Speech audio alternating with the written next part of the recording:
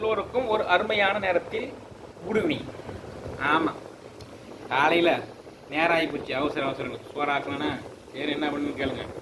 9 மணிக்கு போயிட்டு போனாக்கா சத்தம் போட வரட்டுன்னு கடையில் போய் துண்டு போட்டேன் 8:30க்கெல்லாம். சோறு எவ்வளோ தூரம் முக்கிய விட்டு போச்சு. ஆமாம், தெரியுதா? அப்புறம் என்ன செய்ய அப்புறம் சரின்ட்டு அப்புறம் போய் சரின்னு அப்புறம் வாத்தியாரக்கல்லில் போய் 2 தோசையை துண்டுட்டு நேரமாக வேலைக்கு போகணுமேனு போயிட்டேன். பார்த்துங்க, பாதி தூரம் போனதுக்கப்புறம் நீ வரவானா அங்கே போய் இங்கே போன்ட்டு சரின்னு வந்துட்டேன். சோறு இப்போ இதுன்னு ராத்திரிக்கு திங்கணும், 2 வேலைக்கு திங்கணும் சோத்தை. இந்த சோத்தை ராத்திரிக்கு திங்கணும். 50 ரூபா காலை செலவாகிடுச்சு.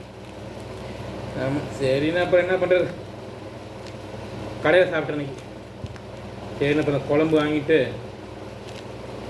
கருணக்கிழங்கு குழம்பு.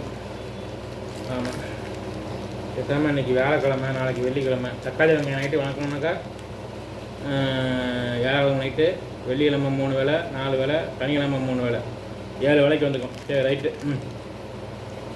நைட்டு தக்காளி வெங்காயம் வணக்கி போட்டு சுட சாப்பிட்டுக்குவோம். சரின்னு சாப்பிட்ருப்பாங்க. நீங்கள்லாம் சாப்பிட்டீங்களா? சாப்பிடுங்க, கருணக்கிழங்கு.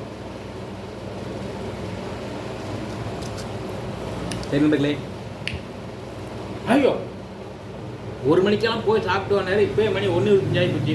சாப்பிட்டு 1/4 மணி நேரம் ஆகிடும். கறி வச்சுட்டு போகிறதுக்குள்ளே 2 ஆகிடும். கரெக்டாக 1 மணி நேரம் கணக்கை பார்த்து அறியாமல் பாரு. நான் என்ன பண்ணுறது?